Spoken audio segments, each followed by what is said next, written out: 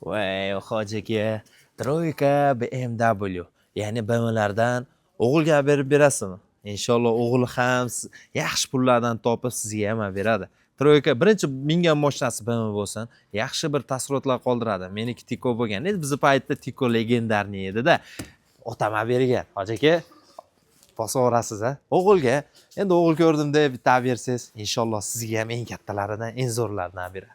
2018 BMW Troika amerikanskiy variantda 530i, то есть 330i va bu ikki объемda twin turbo.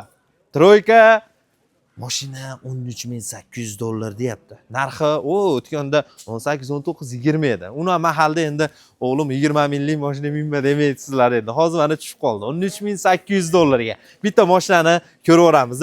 Lyuklari qaralgan, beskulchovoylar bor, zimniy 4 ta ballonlari ham bor.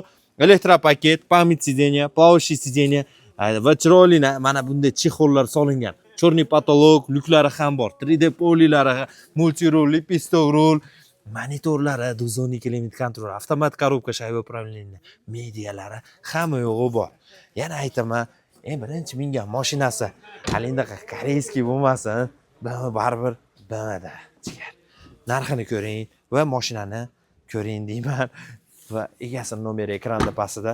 Oppoqqina Troika va mashinasi yomon emas ekan. Bir qator kelishing narxini mashinani olib qo'ying. Sog' bo'ling.